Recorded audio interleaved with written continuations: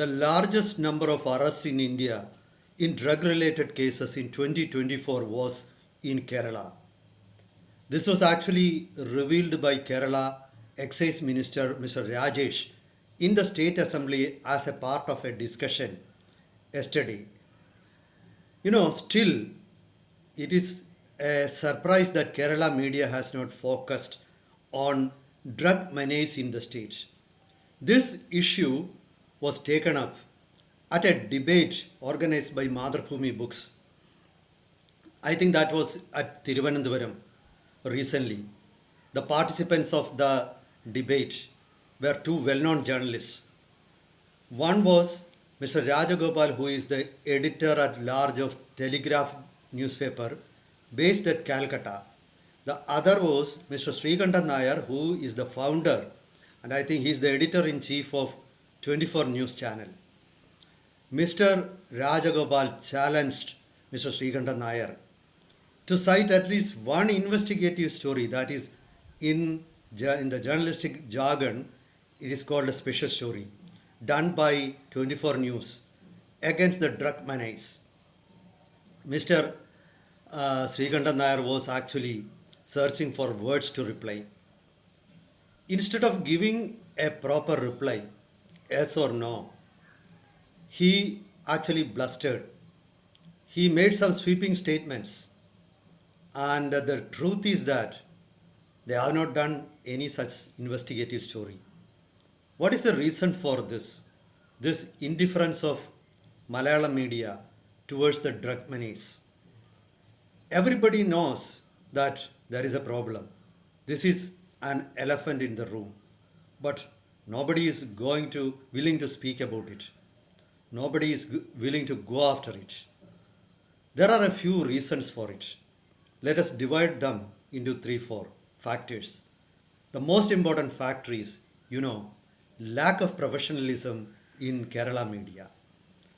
Actually, Mr. Sreekantan Nair is an entertainer basically, not a proper journalist. He was actually into entertainment field. His debates were just peripheral. He will not allow anyone to complete his reply. I have never seen that. Mr. Sreekantan Nair allowing the participants of his discussion to complete their answers. He will just touch on some subject and leave it. So this is one factor. You need people who are experts in investigative journalism. You need to invest into that.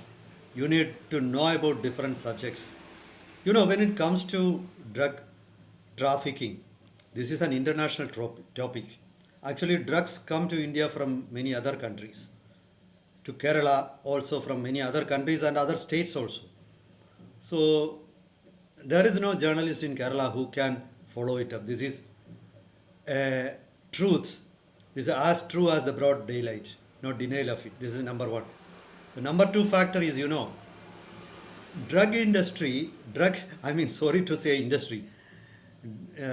drug trafficking is actually not a standalone trade. It is related to, radical Islam, that is terrorism. Number two, gold smuggling. Then you need money for the drug trafficking, that is done through hawala or money laundering. So they are also involved.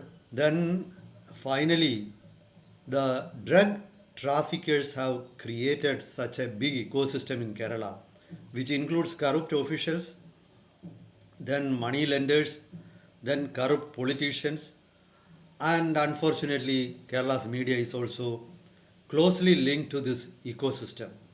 So no media will dare to take up this issue. No wonder.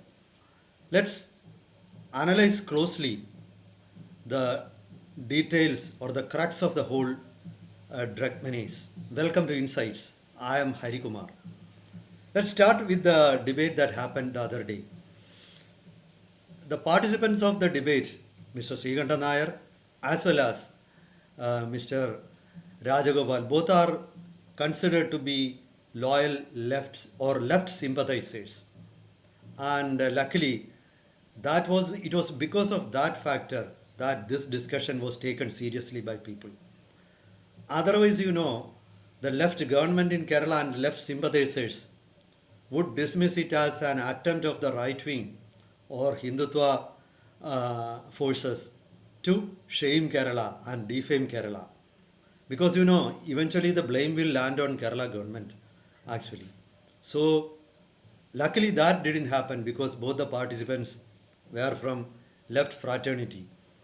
Mr. Sreekantan Nair had once said that he was once a card holding member of CPIM. So Mr. Rajagopal is known to be a left sympathizer, and when he was removed from the post of editor of the Telegraph and made editor at large, even John Brittas, who is a CPIM MP from Kerala, he criticized that. So the left sympathy of both these people are known. And thanks to or congratulations to them for taking up this very serious issue. Actually, the situation in Kerala is appalling. You know, uh, recently there were many horrific cases. A youngster hacked his mother to death after consuming, drugs. As I speak about this menace now, today morning an issue was reported from Matanjeri, Kochi, where several cars parked in a residential area were damaged by antisocials. They did so because the residents dared to complain against the drug mafia operating in the area. Such is the power of drug mafia. Every criminal case that happens in Kerala, even the police themselves say is somehow or other related to the drug mafia. So you know about that. Now let me tell you about the strength or the reach of the drug mafia in Kerala. You know, in when the state minister revealed that the largest number of drug-related cases were filed in Kerala in 2024, around 25,000 to be specific, 24,517 arrests were made in Kerala in 2024. And the minister said only 60 kilograms of drugs were seized from Kerala, and he projected that to show that though the number of arrests is high, the quantity of drugs seized is low, and therefore Kerala is actually fighting back against drug trade. That's actually false. If I ask a question that the high number of arrests and the low number of confiscation or seizure means there is collusion between the investigating agencies or police and the drug mafia, what could be the answer? Most probably, I think we need to doubt like that. Because despite this huge number of people arrested, why the quantity is shown low? Because if the quantity of drugs seized from somebody is beyond a certain limit, then the punishment is very high. So now you realize I am not going further into the issue. And uh, it has not always been like that. In the previous years, for example, in 2023, the Indian Navy and Coast Guard seized drugs worth rupees 15,000 crores. You look at the staggering amount from the sea off Kerala coast from a boat. And those who were in the boat were Pakistani nationals, Afghan nationals, and Iranians. Now you know the reach of this lobby. This is why I said Kerala's media lacks professionals. If you are to go after that, this has got international links. You need to investigate. You need to have links. You need to know about those countries. You need to have some knowledge of the drug peddlers or the drug cartels that operate there. For all these, people who know, you should know different languages. Kerala's media pays a pittance.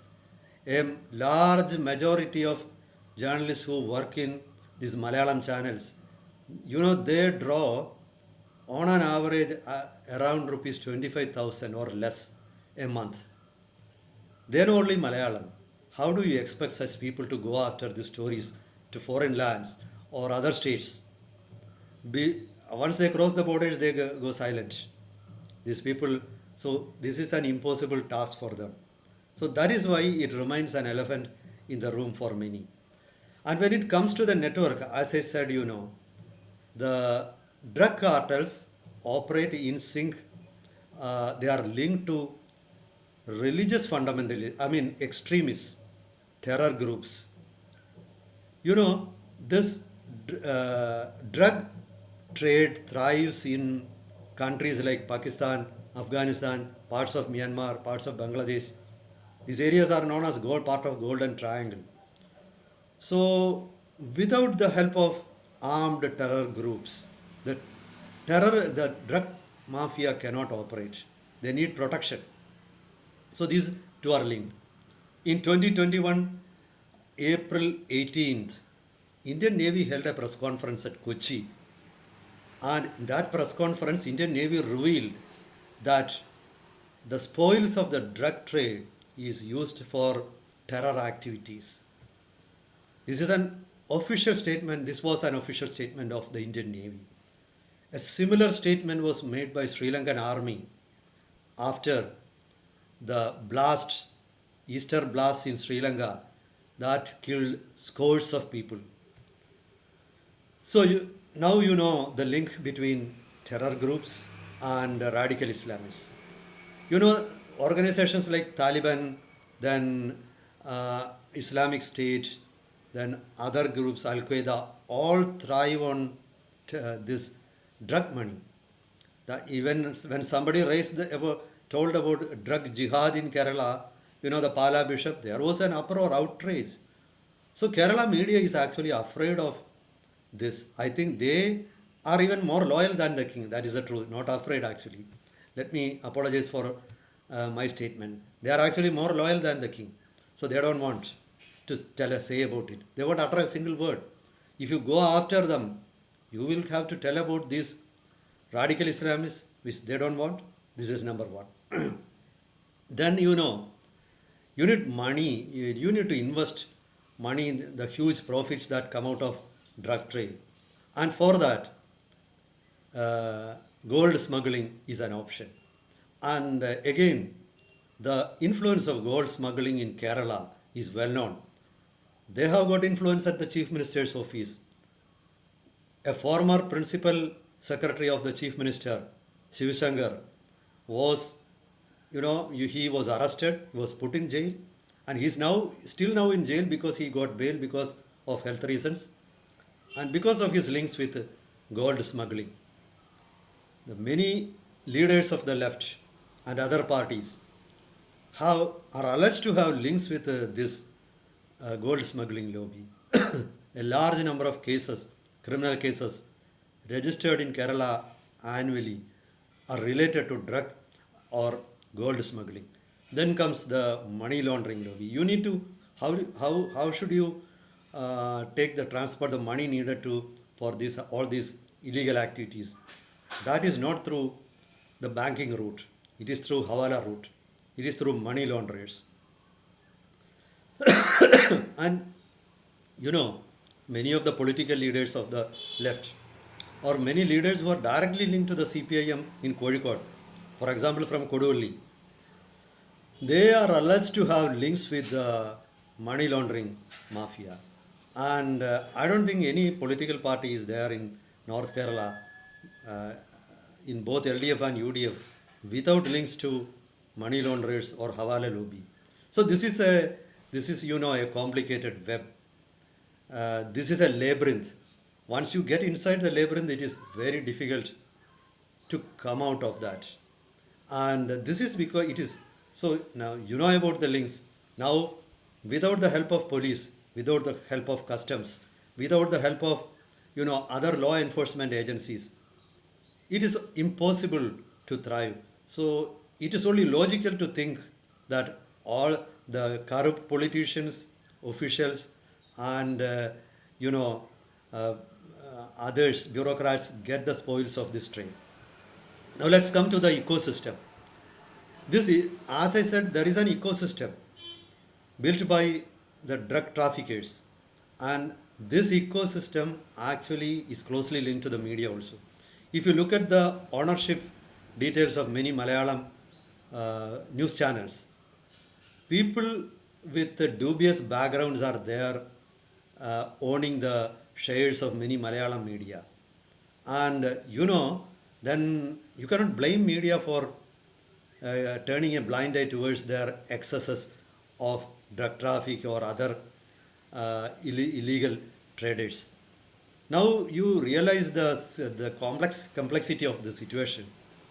And could any journalist dare to break this and report and go after the drug menace? I don't think so, because you end up losing your job. You will be lucky if you don't lose your life. Recently, there was when a journalist was killed in Thiruvananthapuram in an alleged fake accident. It was said that those who were engaged in drug trafficking and gold smuggling were part of it. Many such deaths happen in Kerala. They are disguised, camouflaged as road accidents. I think those who want to protect their life, who will give them protection for their life and property? The situation is not as simple as Mr. Rajagopal thinks. But Sreekantan Nair doesn't have the ball to say call a spade a spade. So anyway, I would like to thank these people for at least bringing to light the issue. This is going to remain as an elephant in room, but at least occasionally some indirect references will at least remind the society of the real situation in Kerala. Hope more people will take up and this will come to the attention of national media. At least media people from other states will follow it up. Meet you with updates till then. Goodbye.